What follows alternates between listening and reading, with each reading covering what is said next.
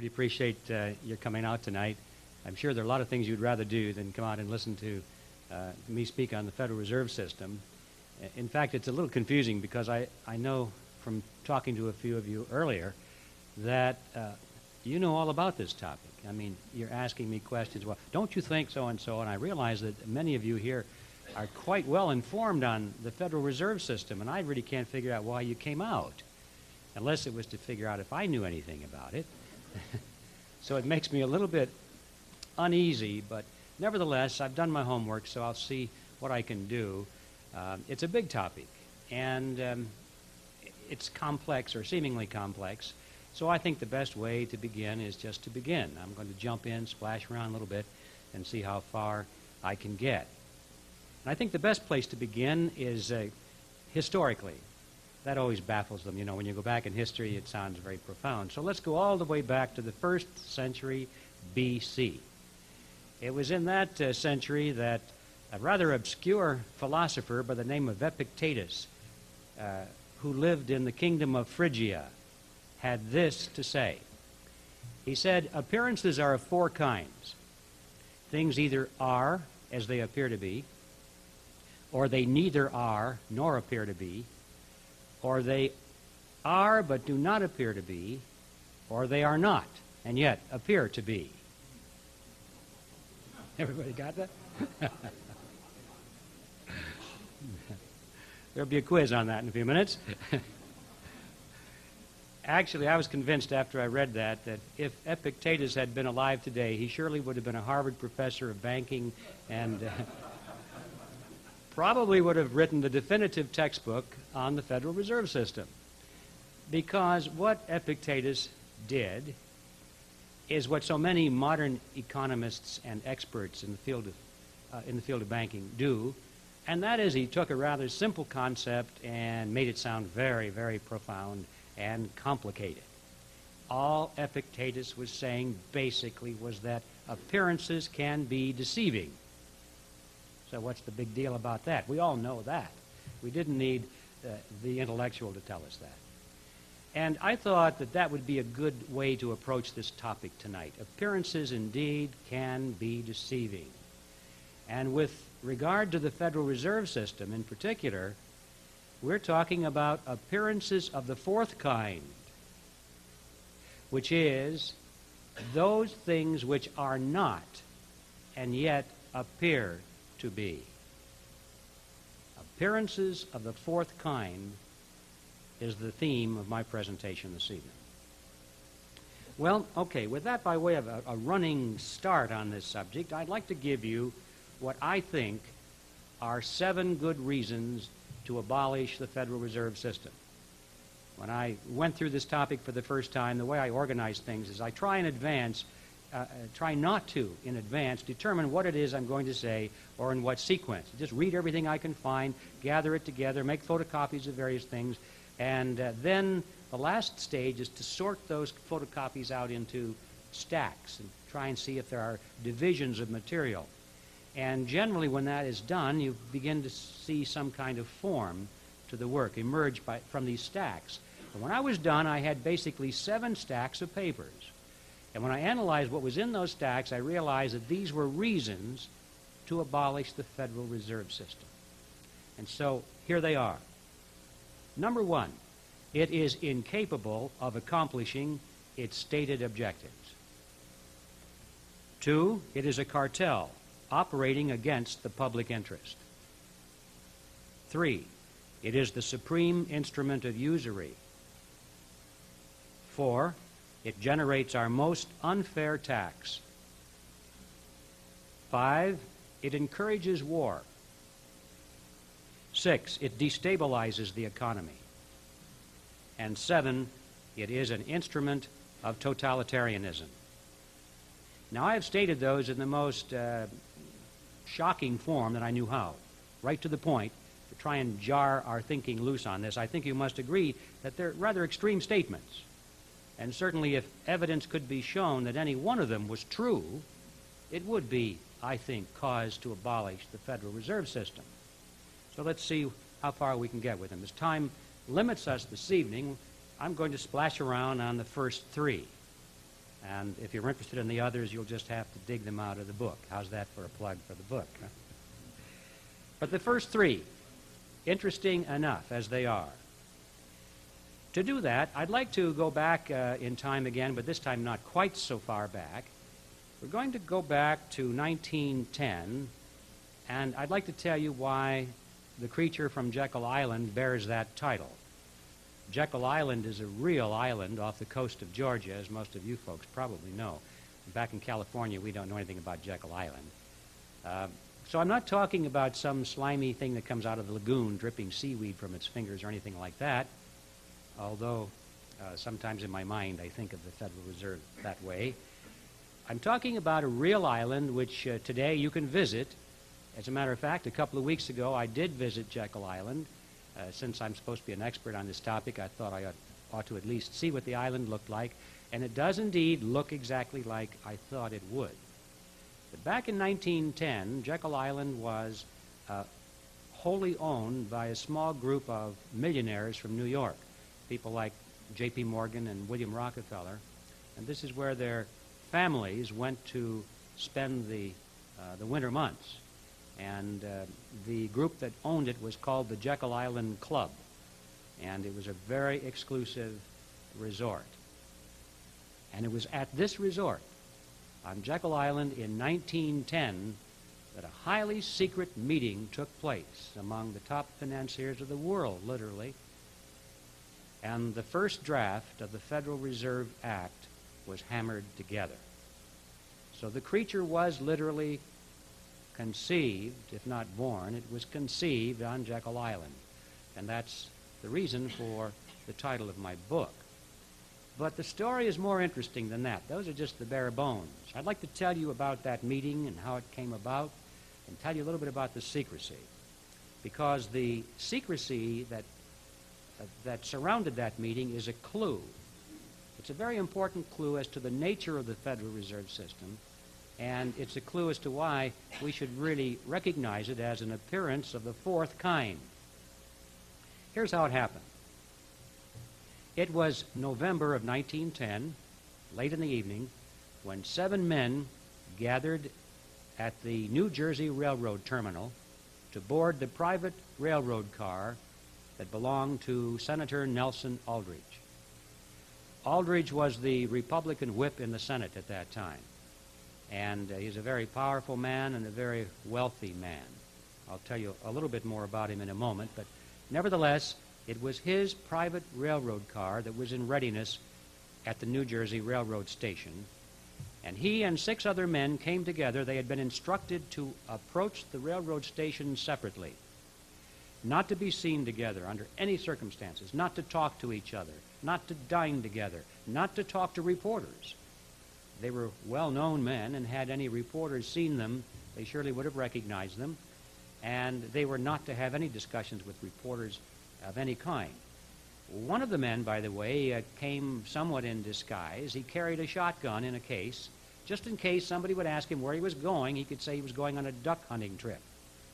And we find out that later we find out from his son, who wrote about it, and said that his father never shot a gun in his life. It was just part of the disguise. When they got there and they were aboard the car, they were instructed to use first names only, not to even use their full names in addressing each other in the privacy of the car. They were to use first names only, and some of them even abandoned their first names and used code names. The reason for that is because there were servants aboard the car, and they didn't want these servants to recognize who these people were, for fear that they would tell their friends and somehow the word would get out. And it was absolutely imperative that the fact that these men were meeting together must remain secret. There are few wars of history that were planned in greater secrecy than this meeting. Well, the train took off from New Jersey late in the evening. It traveled all night, all the next day, all the next night. And the following morning, when the men awoke, they were at a terminal there at Brunswick, Georgia, which was right across the inland straits from Jekyll Island. So they embarked on a ferry, went across to the island, and for 9 days stayed at the clubhouse on Jekyll Island. The season there normally began in January, so you see in November the island was vacant. Just a few maintenance people there. The servants that were brought in from the mainland were hand-chosen to make sure that they would not recognize any of these people. For 9 days, they hammered out the Federal Reserve System, and then another day and a half back to New York, where they disappeared. And for years following that, they denied. They and their friends and the intellectuals who were writing about these things all denied that such a meeting ever took place. It's just rumor, they said. Not at all. Then, as the facts began to come out, some of them admitted, well, yeah, we got together and we talked about banking, did some hunting, did some drinking, this sort of thing. And it was only until later, after the Federal Reserve System was firmly established and revered as a cherished institution, so to speak, that the participants at this meeting began to boldly talk about their part in it. And eventually they wrote books, they gave interviews to newspaper reporters, and they wrote magazine articles, and their families wrote about it and so forth, and they began to tell the story in great detail. In fact, they even began to compete with each other for the honor of who was the most important person there and who made the greatest contribution to it.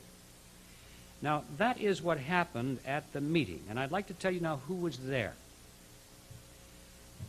I mentioned Senator Aldrich. He was chairman of the National Monetary Commission. That was the group that Congress put together for the purpose of investigating the banking systems of the world to see if they could offer proposed legislation for reforming America's banking system. There was a great deal of concern at that time over abuse of our banking system because the concentration of power had gone into the hands of just a few very large financial institutions in New York on Wall Street. This is what they called the money trust. And so the public at large and many of the congressmen were concerned about that. Some of the banks had failed. The money supply was expanding and contracting, expanding and contracting. They had some booms and some busts. They had a crash of 1907. And so there was need, they felt, for banking reform. And it was the responsibility of the National Monetary Commission, headed by Senator Aldrich, to investigate other banking systems and to make a proposal to Congress for banking reform. Senator Aldrich was an associate of J.P. Morgan. He was the father-in-law of John D. Rockefeller, Jr., which means, of course, that eventually he would become the grandfather of Nelson Aldrich Rockefeller, who was the vice president of the United States. Also aboard that car and at that meeting was Abraham Piatt Andrew, who was at that time Assistant Secretary of the Treasury. Frank Vanderlip was there. He was president of the National City Bank of New York. Now, that was the largest and the most powerful of all the banks in New York at that time, and he represented the financial interests of William Rockefeller and the international investment firm of Kuhn, Loeb and Company. Henry Davison was there. He was the senior partner of the J.P. Morgan Company. Charles Norton was there, president of the First National Bank of New York, another very powerful city center bank. Benjamin Strong was there, head of J.P. Morgan's Bankers Trust Company, and incidentally, Strong would eventually become the first head of the Federal Reserve System after it was formed. And last, but certainly not least, there was Paul Warburg. Warburg was born in Germany. He later became a naturalized American citizen. But he was a partner in Kuhn, Loeb and Company. He was a representative of the Rothschild banking interests in England and France. And he was the brother of Max Warburg, who was the head of the Warburg Banking Consortium in Germany and the Netherlands. Very, very powerful individual, and his contacts in Europe. And incidentally, as an interesting footnote to all this, for those of you who are Little Orphan Annie fans, you remember the cartoon strip? There was a character in there by the name of Daddy Warbucks. Well, Paul Warburg was the real Daddy Warbucks, and everybody knew at the time that Daddy Warbucks was the characterization of this very real person. Altogether, these 7 men represented approximately 1/4 of the total wealth of the entire world. Now, did this meeting actually happen in the kind of secrecy that I said, and did they really draft the Federal Reserve System there? As I mentioned, later on, the participants began to reveal the facts. I'd like to quote to you just one example of this historical record, so you can see I'm not just making this thing up. Frank Vanderlip, who was one of the participants, wrote an article that appeared in the Saturday Evening Post on February 9, 1935. And I'd like to read for you just an excerpt from that article. Vanderlip said, "I do not feel it is any exaggeration to speak of our secret expedition to Jekyll Island as the occasion of the actual conception of what eventually became the Federal Reserve System. We were told to leave our last names behind us. We were told further that we should avoid dining together on the night of our departure. We were instructed to come one at a time and as unobtrusively as possible to the railroad terminal on the New Jersey littoral of the Hudson, where Senator Aldrich's private car would be in readiness, attached to the rear end of a train to the south. Once aboard the private car, we began to observe the taboo that had been fixed on last names. We addressed one another as Ben, Paul, Nelson, and Abe. Davison and I adopted even deeper disguises, abandoning our first names. On the theory that we were always right, he became Wilbur and I became Orville after those 2 aviation pioneers, the Wright brothers. The servants and train crew may have known the identities of 1 or 2 of us, but they did not know all. And it was the names of all printed together that would have made our mysterious journey significant in Washington, in Wall Street, even in London. Discovery, we knew, simply must not happen." Well, why the secrecy? So what's the big deal about this? A bunch of bankers, even well-known bankers, even very wealthy bankers. What's wrong with them getting together in private and talking about banking? Well, Vanderlip himself answers that very question in the same article. He says, "If it were to be exposed publicly that our particular group had got together and written a banking bill, that bill would have no chance whatever of passage by Congress." Why not? Remember, the purpose of the banking bill was to break the grip of the money trust, and it was being written by the money trust. Had the public known this, the scheme, or as I say, the scam, would have been exposed right from the very get-go. It would not have worked. And that is why Vanderlip said, "Discovery, we knew, simply must not happen." Well, there's something else about that group that's really interesting. Not only was it obviously strange that the bankers would be writing their own reform bill, but if you look at the composition of that group, something should look very, very peculiar. Here we had the Rockefellers, we had the Morgan interests, we had Kuhn Loeb and Company, we had the Warburgs and the Rothschilds. Ladies and gentlemen, these were the giants of the financial industry at that time, and they had been competitors. They were competitors. Prior to this time, they were head-to-head, vying for financial markets. Now, it's true that a few years prior to this time, for the 10 years prior to this time, more and more these competitors were foregoing competition and entering into joint ventures. It was old John D. Rockefeller I who said, "Competition is a sin." And that is true with all monopoly capitalists, and I'd like to point out here there's a big difference between monopoly capitalists and free enterprise capitalists. Free enterprise capitalists are people like myself. I believe in capitalism and in the free market where people are free to choose and free to compete. But just because a person has a lot of money doesn't mean that they're a free enterprise capitalist. They have a lot of capital, perhaps. But it's so traditional among these people to seek to avoid competition. They reject the free enterprise system, and they seek to form monopoly. And at this time, they become what I would call a monopoly capitalist. These people were monopoly capitalists, and they dreaded competition.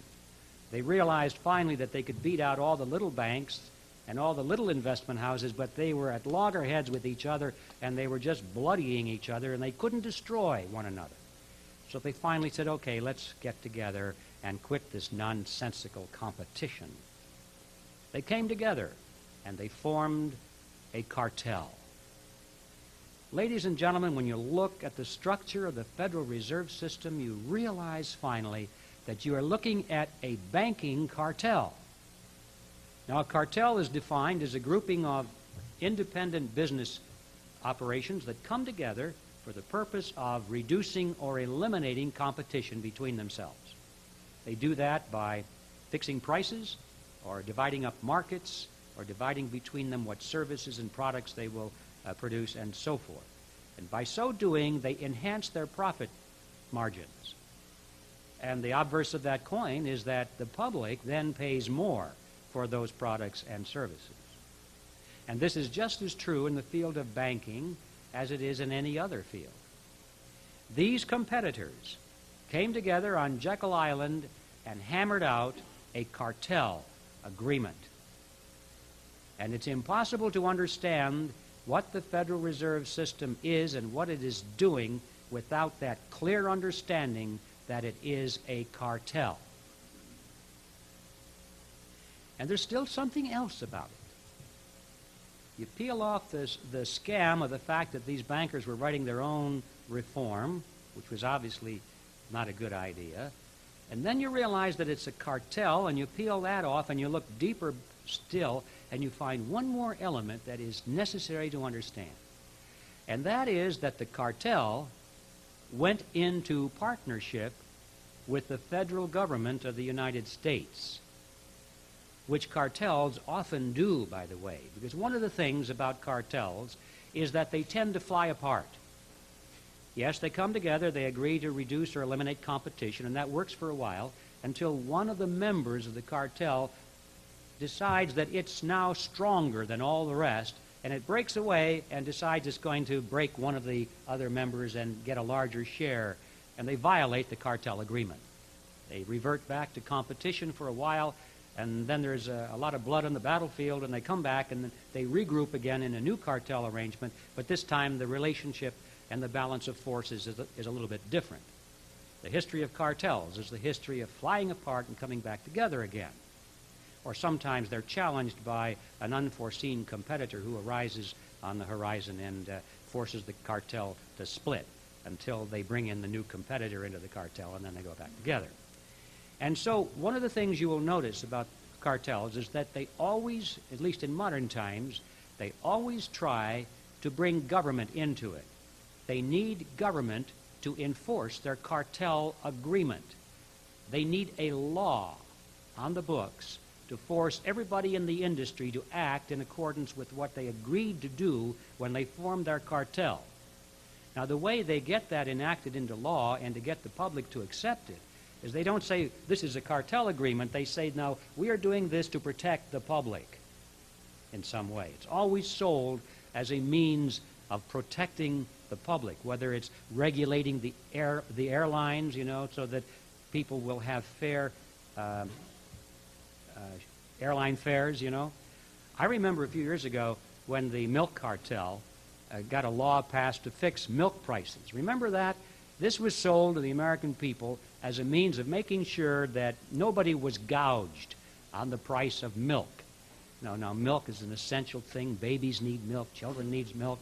So we wanted to make sure that nobody paid more than they had to for milk. So the dairies got together and in sort of a cartel agreement, they passed a law to fix the price of milk. Well, I happen to know in some areas that where there was competition between the dairies, the price of milk was approximately 18% less than what it was after they protected the public and fixed the prices, you see. Well, I don't need to tell this group that. This is the reality of modern politics. I'm not being cynical when I say that. I'm just being realistic, that cartels and monopolies always strive to have the government enforce their cartel or monopoly agreements, and they do so in the name of protecting the public. So here we had the banking cartel doing exactly that. They went into partnership with the federal government of the United States. Now, it's easy to see why the bankers would want a cartel. That is to enhance their profit margins and to protect themselves. I'll talk more about that in a moment as to how they did that and some of the details of how this worked. But you might wonder, why would government want to go along with it? Well, it was to the mutual benefit of both, I can assure you. And to explain how government benefited or continues to benefit from this partnership, let me tell you how money is created. This is going to be amazing for those of you who have not been over this ground before. You're going to wonder if you've wandered into the twilight zone. I want to tell you in advance that you should not try to figure this out. Do not think that this has to make sense. And if you start scratching your head and you're saying, I don't get it, it's because you're not supposed to get it. It doesn't make sense. But it seems very complicated, and most people are willing to throw up their hands and say, I don't understand this. I guess I better let the experts take care of this. You know, I'm not going to go to Harvard Law School or Harvard economics department or anything. I'll leave that up to the bankers and to the economists. That's what you're supposed to do. Let me just tell you up front, this is a scam. And once you understand that it's a scam, then it's very, very simple. Okay, here's how it works. Congress needs money. Congress always needs money. They need lots of it. And they never have enough from taxes. There's a funny thing about taxes. People will pay only so much, and then they dig in their heels.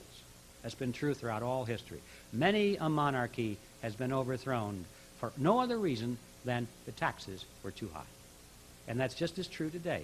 If your representatives right here in Washington were to raise your taxes up beyond a certain unbearable point, the people of the United States would throw them out of office and elect somebody else. So Congress says, well, we need more money. We don't have enough tax revenue. Where are we going to get it? Well, the only other place is to borrow it. So what they do is they run over to the printing office and they print up some nice certificates. They're about this big, and they put very fancy borders on them. And there's an eagle up there, and they have a nice impressive seal at the bottom. And printed across the top, it says United States Treasury. They might say certificate or note or bond or something like that. And then somebody signs it, and there's all kinds of printing on it, and it looks very impressive. And you hold it up to light, and it really says IOU. That's what it says. But it's not complete yet. It's just a blank IOU. Now they have to have somebody give them money in exchange for the IOU. So then they go into the market and they offer these for sale. They hope the public will come forward and give them some of the money that has previously been created, give it back to the government in return for the IOU to pay it at a future date plus interest. And the public does do this. Not only the public, but other banks and institutions, other governments, central banks around the world. A lot of people are willing to exchange their money for these IOUs. But never enough, or often not enough, because the government needs more money than that. So not to worry, when the public stops buying, they just go on down the street to the Federal Reserve System. And they say, well, these are the leftover bonds that nobody wants at those interest rates, which they determined, of course, what the interest rates would be. So the Federal Reserve says, okay, that's why I'm here. It pulls open the bottom drawer, pulls out this checkbook, flips it open and writes a big check to the United States Treasury, $1 billion or whatever the amount is, and an officer of the bank signs it. Another piece of paper, not as impressive as the first one, but it's good enough, and they give that to the Treasury. Now the question is, let's look at this checkbook that they just pulled out. What account is behind that checkbook? What money do they draw from for that? And the answer is none. There is none. There's no money. There's no account even. It's just a checkbook. Now, if you and I were to do that, we'd go to jail like that. But they can do it because Congress wants them to do it. That's the deal, you see. Congress needs the money. This is the scam, or just the beginning of it. You think it's bad? Now, wait, we've just started. So Congress wants the Federal Reserve to have that ability to create money out of nothing, literally, so that they can have it when all other resources fail. So that's the beginning of the chain. Now, Congress has got the check for $1 billion, and it deposits it into its banking account. Ching, all the numbers show up in the ledger, and they now have $1 billion that they didn't have before. And so they're able to start writing checks themselves. And so they write a check for $20 million to some foreign dictator, and they pay off some voters with welfare programs, and they maybe have a military exercise that threaten to take over a little country, or whatever they spend their money on, you know. They spend the money real fast. And some of it even goes to the, useful things, like they build some roads and they pay the post office workers with it, so forth. Now, that money came out of the desk drawer of the Federal Reserve System, that $1 billion that went out there, newly created money. Let's just follow a little bit of that money that went to the post office worker. Let's say, to simplify this, that he got $100. And now he has a paycheck for $100. And he's happy with that. He doesn't realize that that money didn't exist prior to this event. He thought that it came out of the Treasury somewhere, that somebody had it. He doesn't care. He takes it home, gives it to his wife, who deposits it into their checking account so they can write checks on it and buy groceries and so forth.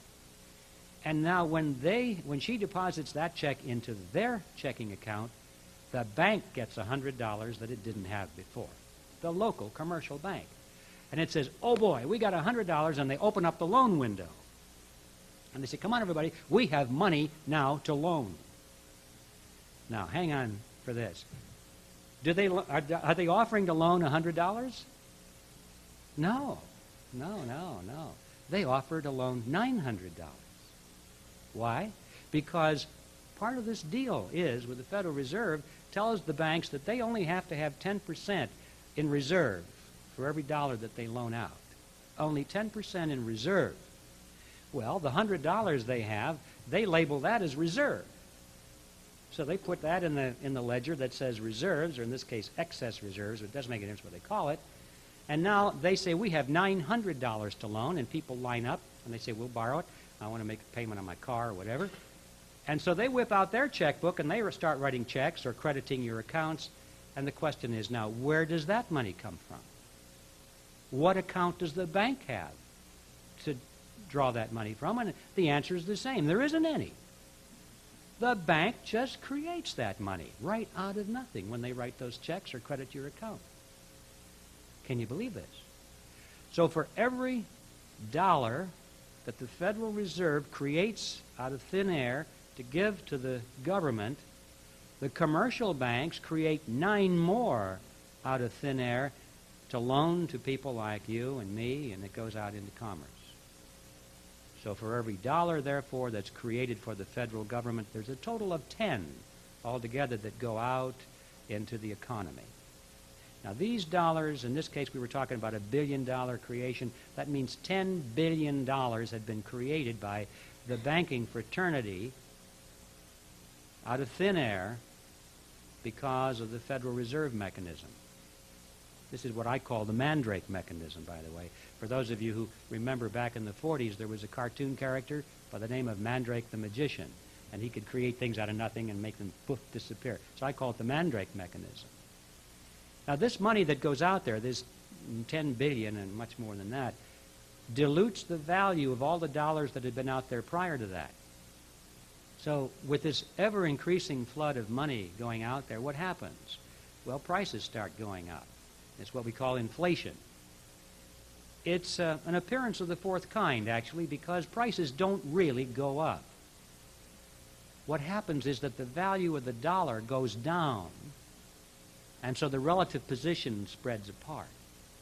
Prices really remain fairly stable throughout all of this. For example, if the money had been backed on something, backed by something of tangible value like gold or silver, you would see how stable prices really were over long periods of time. For example, in ancient Rome, a 1 ounce coin, 1 ounce of gold, would buy a fine toga, a handcrafted belt, and a nice pair of sandals.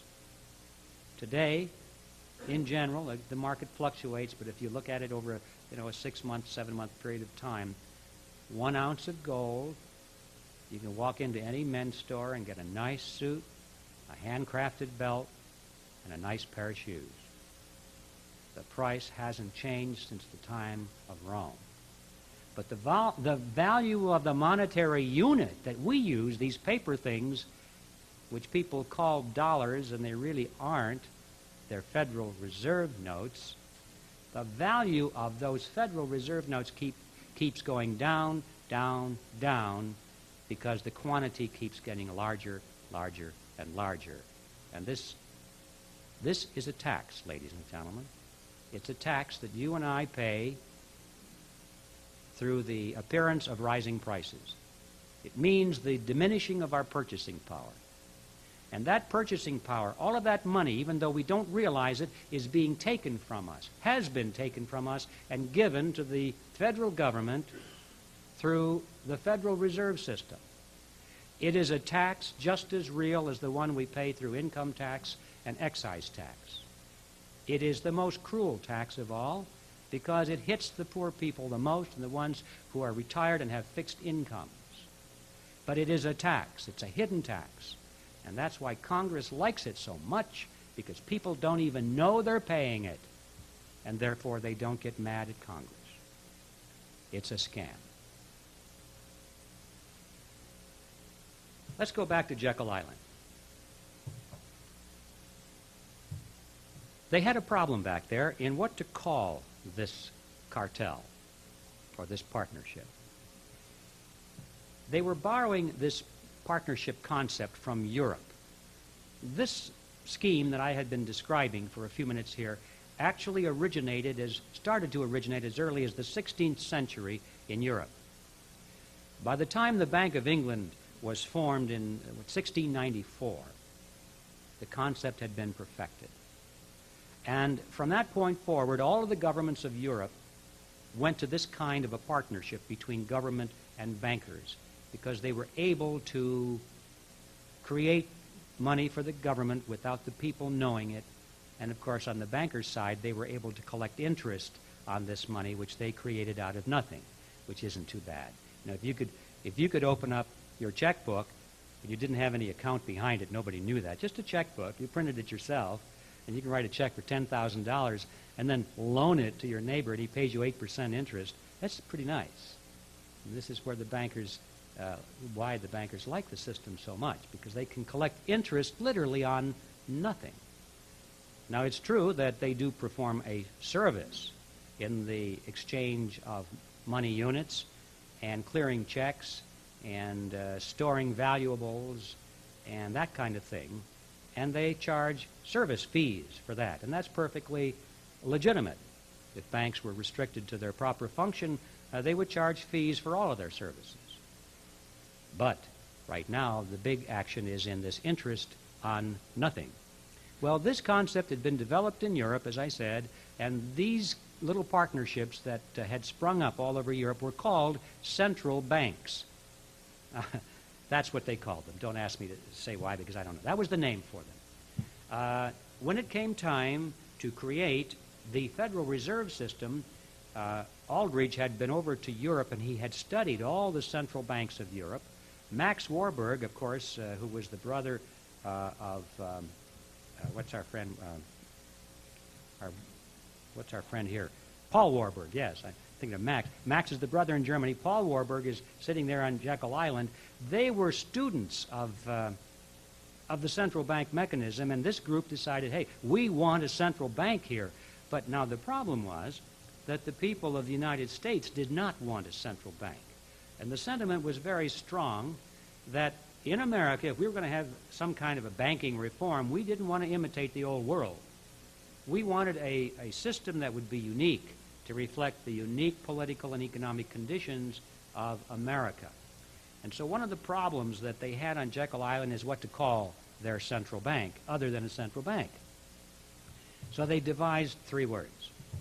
They said, let's call it federal in order to create the image that the government has something to do with it. Let's add the word reserve to create the impression that we've got reserves someplace, you know, like it was a sound banking concept. Let's add the word system, because, as I said earlier, that one of the concerns was the concentration of power into the hands of a few banks on Wall Street in New York. So they were talking about setting up a system of regional banks around the country, 12 to be exact, where you could see these buildings in San Francisco and in Boston and elsewhere, and that was evidence that the power was being diffused throughout a system rather than concentrated and centralized. And so we'll add the word system to reinforce that concept. And so, of course, in the end, what did we get? We got something that was not federal. There have never been any reserves. It's not a system in the sense that that power is diffused. And as far as those regional banks are concerned, they're not even banks. So all of these words were actually appearances of the 4th kind. And they still remain that way today because there isn't really one person in 1,000 in our country today that has any inkling about the reality of the Federal Reserve System. This has not been an issue for debate or discussion. And Epictetus is responsible for that because he and his descendants have convinced the American people that this is just too complicated. Just leave it up to the experts. Somehow it's all being taken care of. And it has been taken care of. The next step was to sell this concept to the public and to Congress. Paul Warburg warned Aldrich at the time. He said, Aldrich, when you introduce this bill, or when you have this bill introduced into Congress, don't put your name on it, because you are so clearly identified with big business interests that it'll be a giveaway and nobody will vote for it. They can see what it is. You will have destroyed the whole purpose of our secrecy. But apparently Aldrich's ego was too big to listen, and he insisted, no, he's going to put his name on the bill. After all, he was the head of the Monetary Commission, and he wanted to go down in history as the creator of this wonderful institution. So when it came out of the egg, when it hatched, it was called the Aldrich Bill. And you know what happened? Thumbs down. Just as Warburg predicted, everybody rejected it because he was so clearly associated with big business. Well, that was a setback, but it certainly wasn't the defeat. It didn't end it there, because what they did is they took the same bill and they scrambled it up a little bit. They moved paragraph 7 to paragraph 2. They rewrote some of the words. They added a few provisions that hadn't been there, but in essence, it was the same bill, but they found some new sponsors for it. Now, Aldrich was the big business Republican. It was clear that what they needed were a couple of Democrats to support the bill, because everyone knew, we know, don't we, that the Republicans represent big business and the Democrats represent the common man. This is, I mean, like Ted Kennedy, you know. It doesn't make a difference how much money you have, you still represent the common man. So they found a couple of very common millionaires by the name of Carter Glass and Robert Owen, who were Democrats. And they sponsored this bill, this revised bill. And with these provisions, some of these new provisions which were added to make the bill sound more sensible and more cautious, they obtained the support of William Jennings Bryan, who was the great populist and defender of the common man. And so it came out now with a whole new image, you see. It was the same bill, but it had new sponsors and a new image. Now, Aldrich and Vanderlip, remember, these were two of the guys that were at that meeting at Jekyll Island, and very, very influential bankers, went on the lecture circuit giving speeches condemning this new bill. They gave interviews to newspaper reporters. Oh, this would be a terrible thing. It'll ruin banking. It'll ruin the country. And, of course, the public looked at that and said, aha, the big bankers don't like it. Must be pretty good. It reminded me of Brer Rabbit saying, oh, no, Brer Bear, don't throw me in the briar patch, you know. These fellows knew exactly what they were doing. They were pretending to oppose it. Meanwhile, the same individuals were spending tremendous amounts of money, and by tremendous I mean millions of dollars, which were a lot more in those days than it is today, to set up committees to study the Federal Reserve Act and to promote it to the public. They set up, they gave large amounts of money to some of the larger universities to create departments of economics, and they appointed professors to these chairs to head up the departments, and the professors then went out like so many pounds of hamburger they were bought, you know, they went out and gave speeches about how wonderful this bill would be. The same men who were publicly condemning the act were financing the promotional campaign to sell it to the public and to the Congress.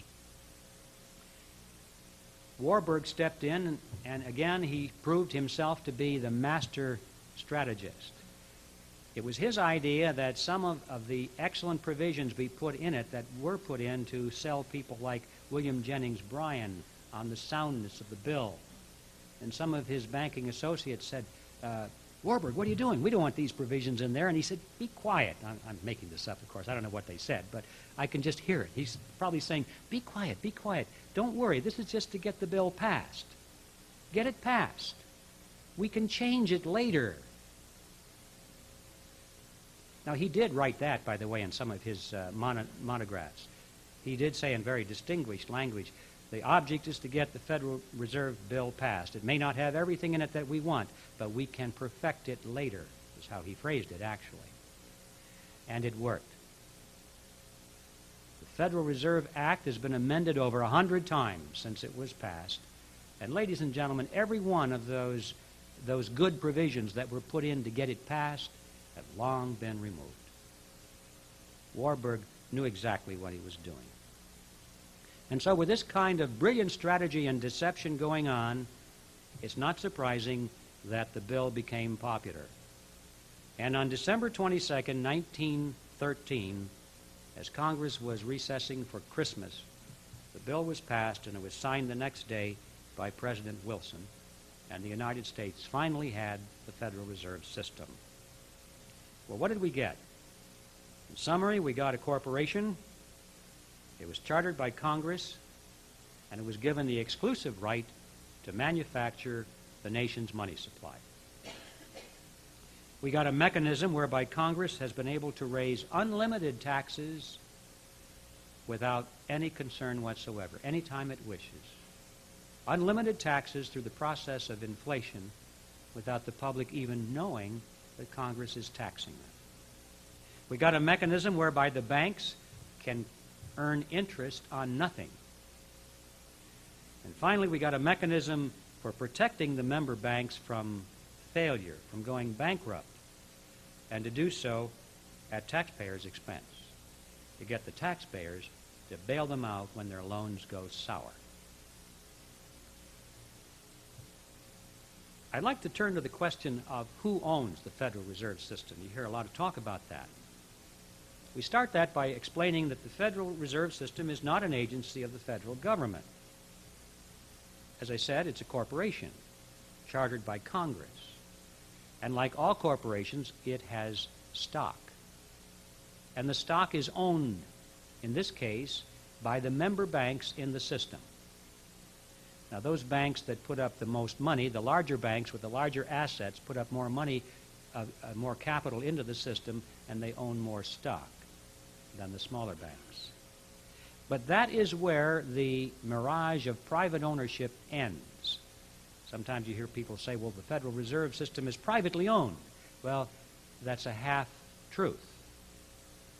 That's where the private ownership concept ends, because the stock does not carry with it all of the rights of ownership that other stock would. For example, the owners of this stock cannot sell it. Well, if you cannot sell something, you don't really own it. Say. The stock is not really a certificate of ownership so much as it is a receipt for the capital they put into the system. That's really what it is. Furthermore, regardless of how much money the member banks put in, they all have just one vote. So you see, there's a serious deviation. Not only that, they cannot vote for their management. They can vote for the board of directors of the regional banks, but they have no say-so at the national board, which is appointed by the President of the United States. So as you can see, this is not private ownership at all. So what is it? It's not government. It's not a private corporation. It's a hybrid. It's a unique hybrid. It's part government, it's part private, and it's a unique formation which was formed to serve its unique function of a partnership between government and private banking. So it's not surprising that it should be a hybrid, because it in fact does serve a hybrid function. I think there's too much emphasis placed today on this issue of who owns the Fed, because I know there are some movements afoot out there in the past that have said, you see, this is all owned by private bankers. The solution, therefore, they say, is to take it away from the private bankers and turn it over to the Treasury. In other words, split the partnership apart between bankers and politicians and turn it all over to the politicians. That's basically what they're promoting here. This wouldn't change a thing. The same people would run it. They would follow the same agenda. In Europe, all of these central bank mechanisms that have been operating all these years are, in fact, direct arms of their respective governments, and they do exactly the same thing that the Federal Reserve System is doing here. It's not so much who owns them. It's not the technicality of stock ownership or anything like that that's the problem. It's what they do. It's the fact that they create fiat money. They create money out of nothing. That's the problem. So I say that the agenda would be the same even if we were to turn it over to the Treasury. Well, what is that agenda? Here we have another appearance of the fourth kind. Everyone has been told, I was certainly taught in school, that the purpose of the Federal Reserve System was to stabilize the economy and to put an end to chaotic banking that occurred prior to the Federal Reserve System. Everybody knows that. Nobody questions it at all. It's an act of faith. Just to give you an idea, there's a textbook that right now is used in most schools, or I should say in many schools. I don't know about most, but many of them use a textbook on economics written by Paul Samuelson, and this is what the kids learn. The Federal Reserve sprang from the panic of 1907 with its alarming epidemic of bank failures. The country was fed up once and for all with the anarchy of unstable private banking. Okay? If that is the purpose of the Federal Reserve System, those are its goals, then I'm here to tell you it has failed to meet its objectives. Let's take a look at its report card, since it was created in 1913. It has presided over the crashes of 1921 and 1929, the Great Depression of 29 through 39, recessions in the years 53, 57, 69, 75, and 81, a stock market Black Monday in 87. We know that corporate debt is soaring. Personal debt is greater than ever. Both business and personal bankruptcies are at an all-time high. Banks and savings and loan associations have failed in larger numbers than ever before. Interest on the national debt is consuming over half of our taxes right now. Heavy industry has all been destroyed and been taken over by overseas competitors. We're facing an international trade deficit for the first time in our history. 75% of downtown Los Angeles and most other metropolitan areas are now owned by foreigners, and over half of our nation is in a state of economic recession. Now, that's the report card of the Federal Reserve System after 80 years of stabilizing our economy. And so I don't think it's very controversial to say that the Federal Reserve System has failed to reach its stated objectives. The only controversial part is why not? I say the reason is that those have never been its true objectives. That's why it doesn't make sense. That's why we think it has failed. Those are not its objectives. What are its objectives? What are the objectives of any cartel? To enhance the profit position of the members of the cartel. It's very simple. Now, I'm sure that these men would like to see the economy of the United States prosper. I'm sure they're not out to hammer down the nation just to destroy it, because they don't want to kill the goose that lays the golden egg. But I'm also certain that whenever there is a conflict between the interests of the nation and their private interests within the cartel, as there is almost daily, you can be sure that they will decide and act in the direction that will serve their personal agenda. That's just human nature. What were and what are the true objectives of the Federal Reserve System? Well, I can tell you what they were in 1910 when these men met on Jekyll Island and talked about it, because they were also talking about it in the financial journals at the time. And they had 4 objectives. The first thing that concerned them was that their control over the monetary system was being eroded as the nation moved to the west and to the south, and as small banks kept springing up along the frontier. Every year a little bit more of the financial power of the nation moved away from New York. And this was a matter of great concern to those bankers. Yes, they still had the lion's share by far, but they were able to project the graph and see where it was headed, and they decided now was the time to put a stop to this. The second thing was equally of concern to them, and that was they were worried about private capital formation.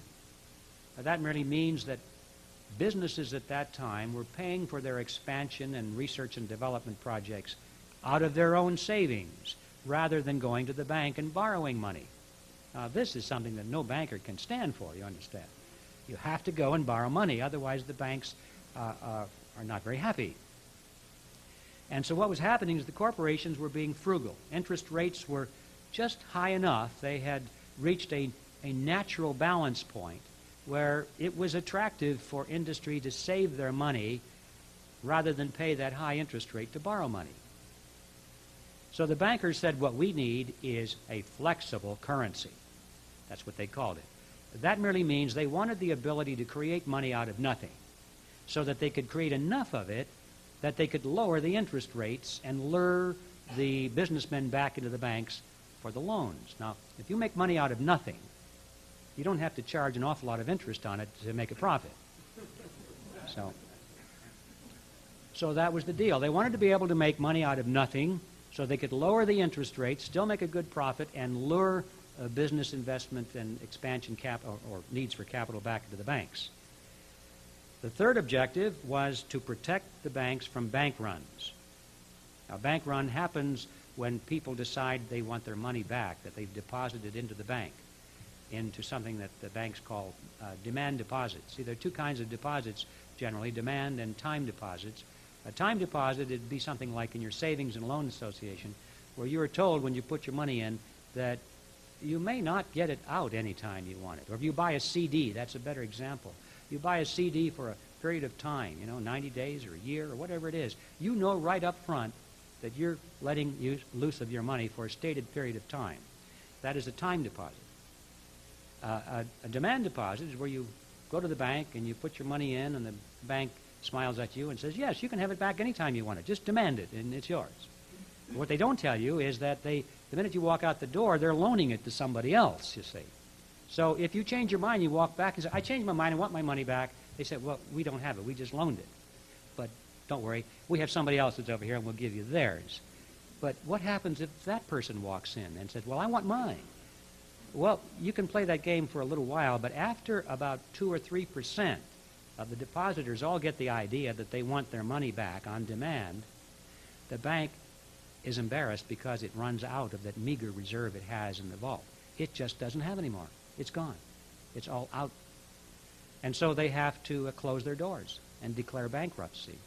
They go out of business. And banks don't like that. So one of their concerns was to how to make all the banks work together so that if there's a run on one or two of them, the others could be forced to surrender part of their meager reserves to come to the aid of the ones that are having a bank run. Now, in a free system, the banks undoubtedly wouldn't be willing to do that because they'd say, wait a minute, what happens if they started running my bank? I'm not giving you any of my money. So they needed a way to force all the banks into a pool where by law, where the government could enforce the cartel agreement, by law, they could protect themselves from bank runs. And finally, their ultimate objective was when the ultimate losses come, how to pass those losses on to the taxpayer, how to cause the taxpayer to bail out their bad loans. That was the fourth objective of the cartel. And I'm saying that that was and is the real objective of the Federal Reserve System. Let's take a look at the report card now with that objective in mind. Did they keep control of the financial power of the nation in the hands of a few powerful banks in New York? Of course they did. There was a book written a few years ago, a very popular book, bestseller, by William Grider. It was called Secrets of the Temple. Grider is an interesting person. First of all, his book had a lot of excellent history in it. The thing that makes it interesting is that he came to some real wacko conclusions. And I'll tell you what those were in a minute. But his history, I think, was pretty good. He's generally considered to be a liberal, so and a defender of the Federal Reserve System. So you need not worry that I'm reading a biased report here. This is what Grider said. He said, at the time, the conventional wisdom in Congress was that the government institution would finally harness the money trust, disarm its powers, and establish broad democratic control over money and credit. The results were nearly the opposite. The money reforms enacted in 1913, in fact, helped to preserve the status quo, to stabilize the old order. Money center bankers would not only gain dominance over the new central bank, but would also enjoy new installation against instability and their own decline. Once the Fed was in operation, the steady diffusion of financial power halted. Wall Street maintained its dominant position and even enhanced it. End quote. That's true. You just look at the reality of the financial market today. But the interesting thing about Grider and his wacky conclusions is that having proven in his own book that the Federal Reserve System has served against the public interest and in fact was designed to do that from the very beginning, what is his solution? To abolish the Fed? Oh, no, nothing like that, you understand? Well, how about a substantial reform? No, it's okay. The system is okay. What's his solution? Well, he says, you see, it's so complicated. What we really need is just wiser men in control. That's his solution. You see, this is the kind of powder puff criticism it takes to be accepted in the mainstream media, to be published by Simon & Schuster. You wouldn't dare come out and call for a radical reform or abolishing the Fed. They would never publish it because if they did, their bank loan would be called in. Or something like that. Was self-capitalization replaced by bank credit? Wow, that's one of the problems with our economy today. Companies are going belly up right and left because they can no longer service the debt. It's a fact of life that many companies today give more money to the banks in interest on their loans than they pay to the people who own those companies. The bankers make more out of industry than the owners. Yes, they did succeed in that objective. That came about because of flexible currency, flexible monetary system. Finally, and perhaps the most important question, have they been able to pass on their losses to the taxpayer? Well, this is Operation Bailout. You may have noticed every time a large corporation or a bank is in trouble financially, they run to Congress and get Congress to bail them out with tax dollars. Let's take a big corporation that is in debt to a consortium of banks for $100 million or whatever it is. Their profits are getting lower and lower, all this interest going to the banks, they can't sustain it, and finally they say, we give up. We can no longer service our debt. We cannot pay you, Mr. Banker. We're going out of business. Well, they don't really do that, of course. What they do is they talk about it. They say, this would be terrible if we stopped this operation. We're having fun doing this. So they go to Congress. Management from the corporation and the management from the bank go to Congress and they say something like this. If this corporation, this wonderful American institution were allowed to fail, there would be so many people put out of work. They would lose their jobs. There would be ever-widening waves of unemployment. People would be hungry. They'd be desperate. They say, look what they produce. Look at this valuable and essential product or service that they produce. If that went out of existence, it would probably weaken our national defense posture and invite an attack from a foreign power or some such. I mean, the arguments they come up with are absolutely brilliant. And they go on and on and on of how terrible it would be and how Congress must protect the little man. They never say protect the bank, you understand. No, must protect the people.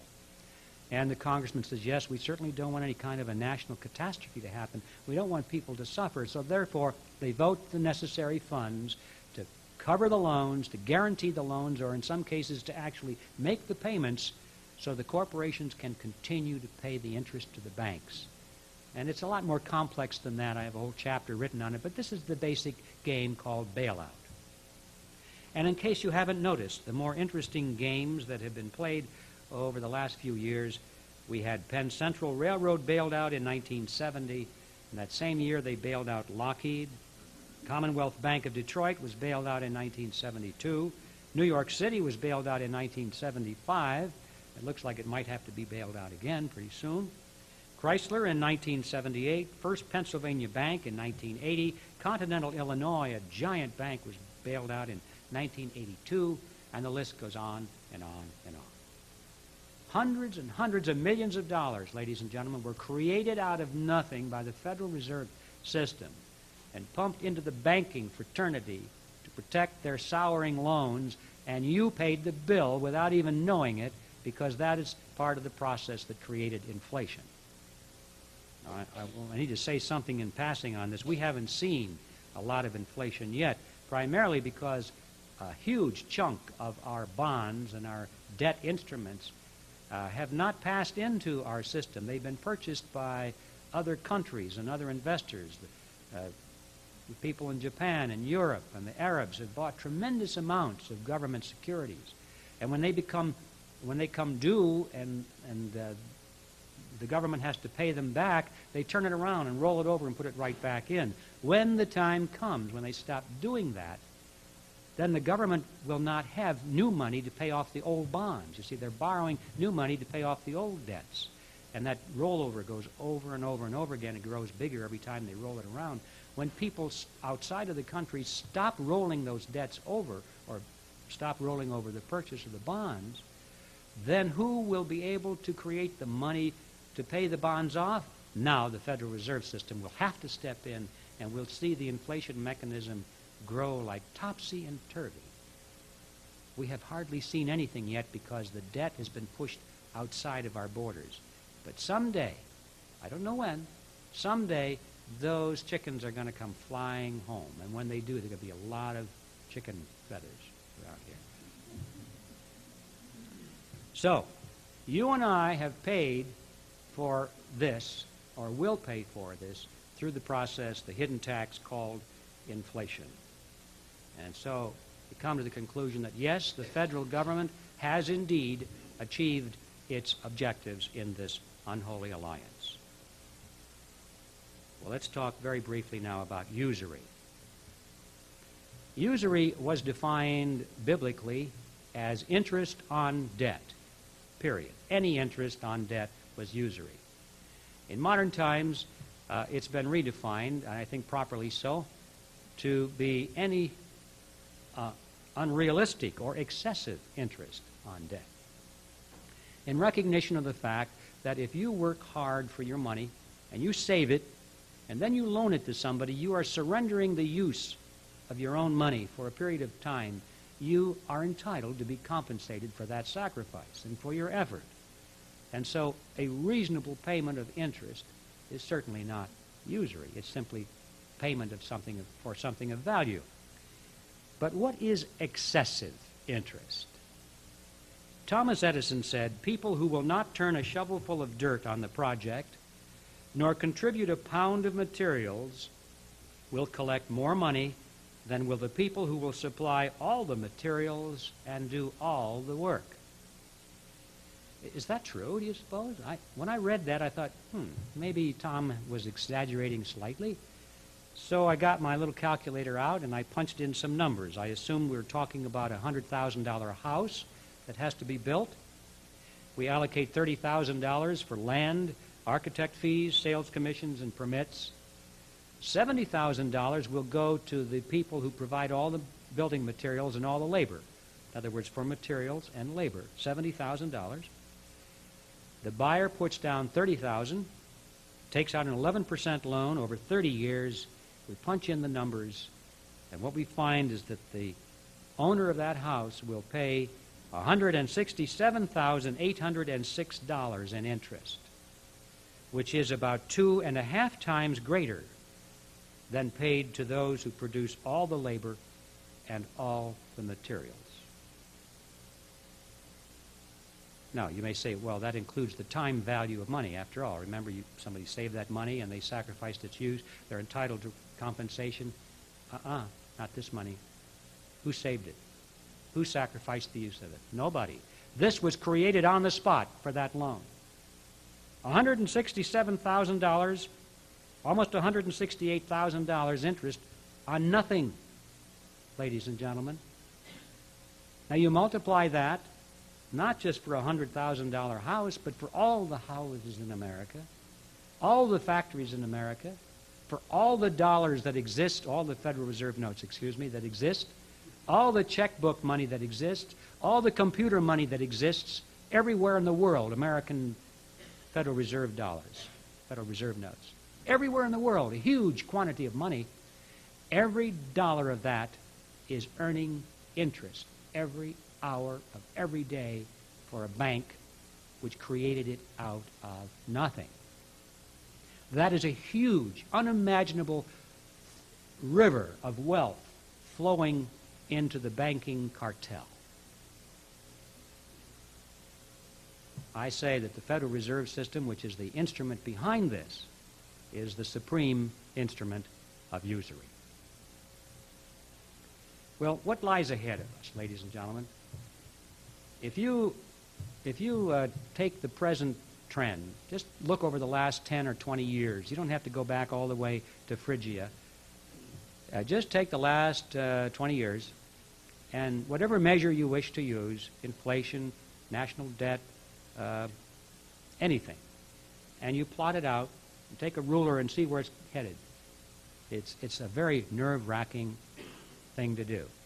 You don't have to be a genius to figure out what lies ahead. I foresaw two possible scenarios, and I wrote about them. I called one the pessimistic scenario, and the other one the realistic scenario. Now, you may have noticed I didn't include an optimistic scenario in there, because there isn't any. This is a fact of life. There is no true optimistic scenario in our future. Things are going to be rough no matter what we do. As far as the pessimistic scenario is concerned, I don't want to take a lot of time with that, just to tell you in brief that if we don't stop this trend, we are headed into what is now called the New World Order. A better name for it, I think, would be a high-tech feudalism. Yes, we'll have computers, we'll have television, we'll have rapid transit, we'll have a lot of technology, but as far as our personal freedoms are concerned, we will be living in a feudalistic state. And one of the amazing things about it is that we probably will not even know who our masters are. They'll disappear up there somewhere And we won't know how we are controlled by them because we won't understand the psychological and the economic control mechanisms that are being applied to us. But we will live in a high-tech feudalism where our personal freedoms will be nothing but memories among the very old. That's what we're coming to for ourselves and our children. I don't want to dwell on that because it is too pessimistic. But I do want to tell you that we don't want it. As far as the realistic... Oh, thank you.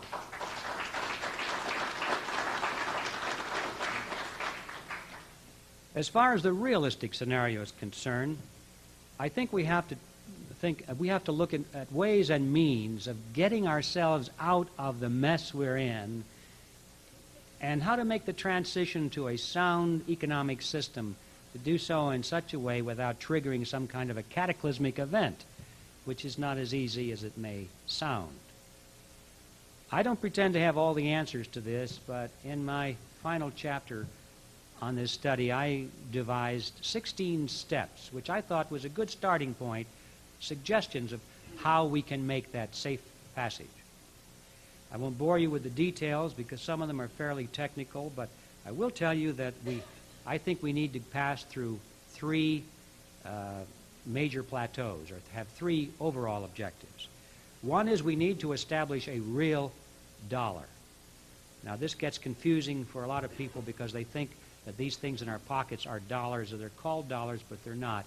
I wasn't kidding when I said Federal Reserve notes, and I meant to make a very good distinction there, because a dollar, according to the Constitution, is defined as a silver coin with a certain weight of silver in it. That is a dollar, and it comes from the word thaler, which was a Dutch coin that used to circulate in the colonies before our Constitution was written. It was a coin of uniform value, high quality, and it was our de facto money system when we drafted the Constitution. So they said, well, why create a new one? We'll just adopt the thaler, the dollar. That's how it came out, eventually the dollar. We have to return to a real dollar with silver backing and gold as an auxiliary backing, something of real intrinsic value. Then we need to phase out those old Federal Reserve notes. And then finally, we have to pay off the national debt. And it can be done, I believe, and I've laid a program forward which I think is workable.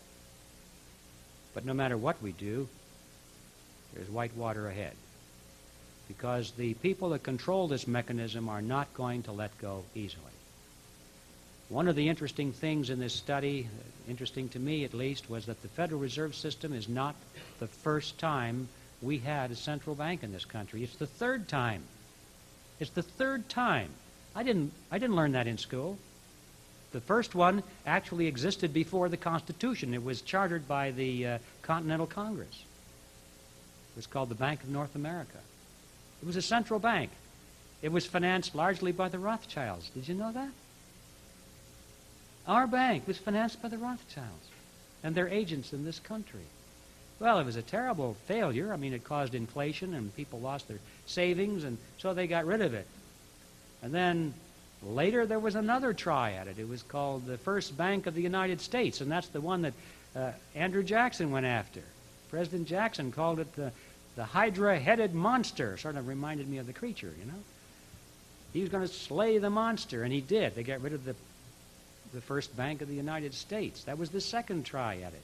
And the reason I'm mentioning this is because in that experience, the head of the First Bank of the United States, which is really the second central bank, the head of that bank was a fellow by the name of Nicholas Biddle.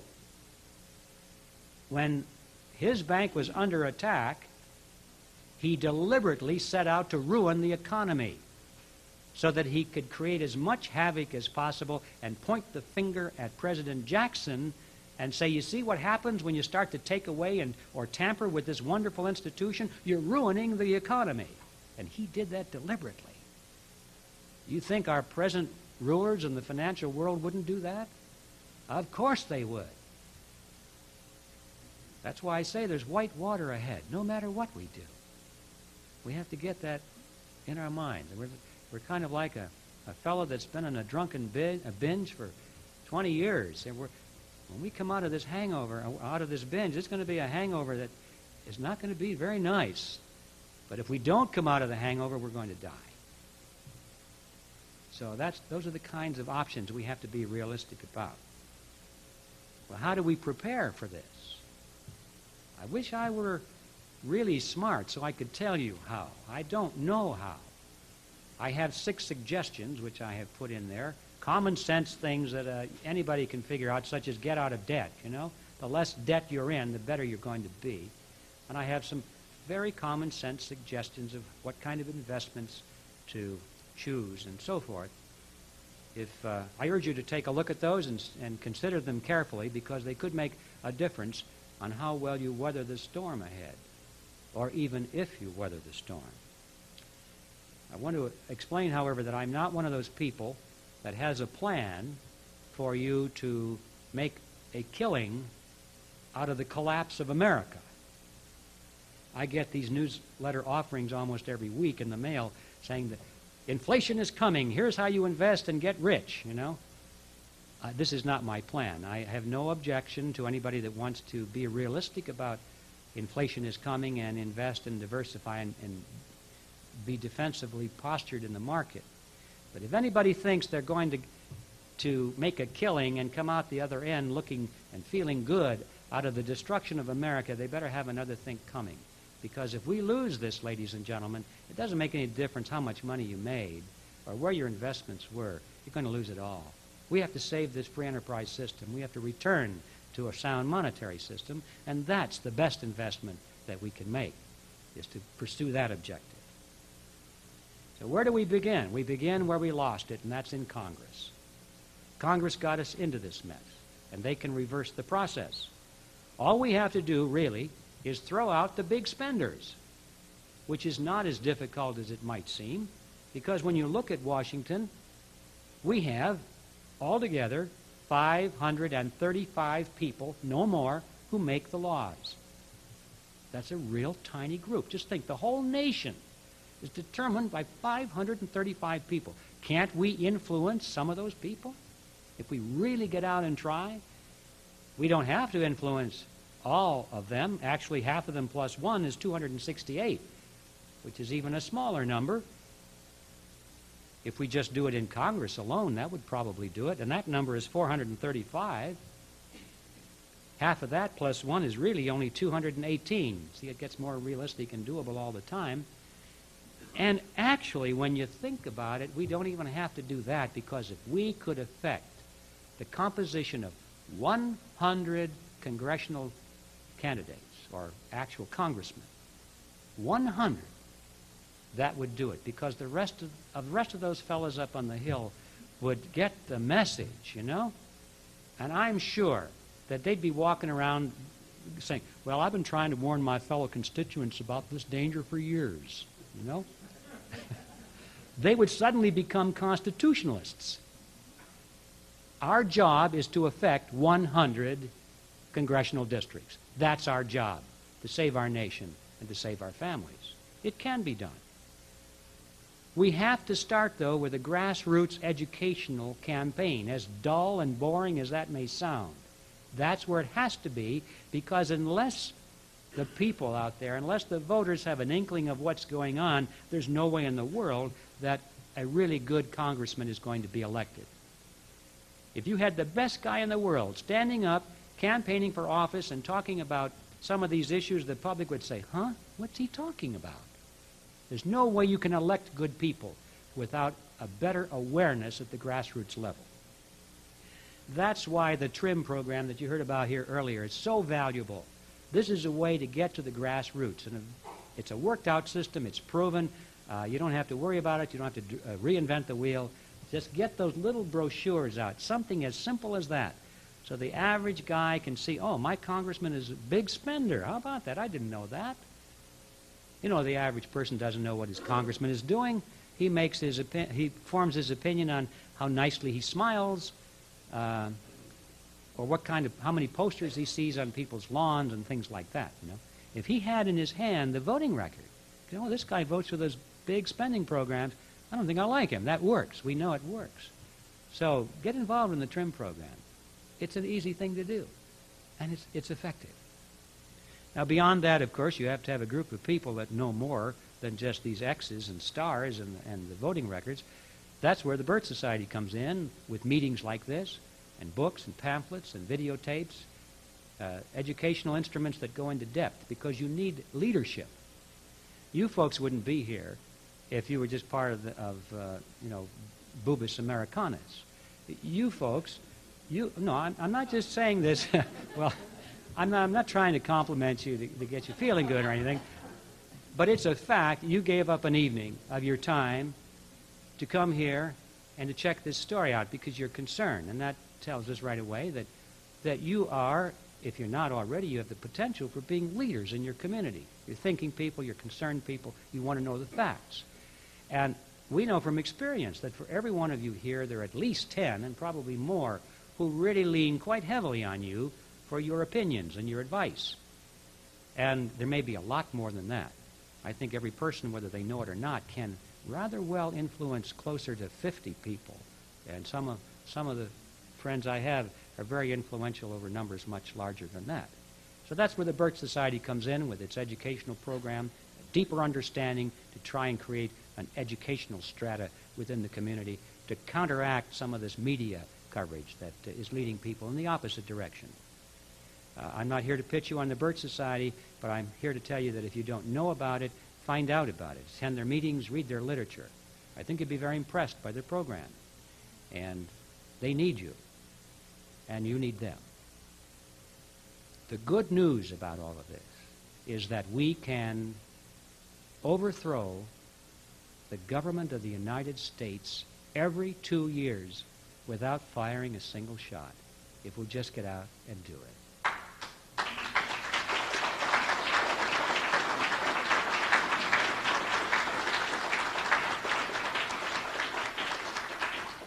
Well, ladies and gentlemen, I'm going to close now. You've been very patient, but I want to leave this thought with you, kind of wrap it all up. We have been taken in by the world's greatest scam, the Federal Reserve System. It's the world's greatest and most successful scam. And it's not just money. That would be bad enough. But the scam involves our freedoms, the future of our country, freedom of our children. And we need to do something about that. The obstacle is the fact that most people have been convinced that this topic is beyond their understanding. Congress, too, many congressmen are afraid to touch it because they don't really understand it and they don't want to admit to you that they don't understand it. And they're afraid that they're going to accidentally push the wrong button and the whole system will fly apart. You see what Epictetus has done to us. He has paralyzed us. It's time to send him back to Phrygia. It's time to convert this appearance of the fourth kind into a disappearance of the first kind. Thank you very much.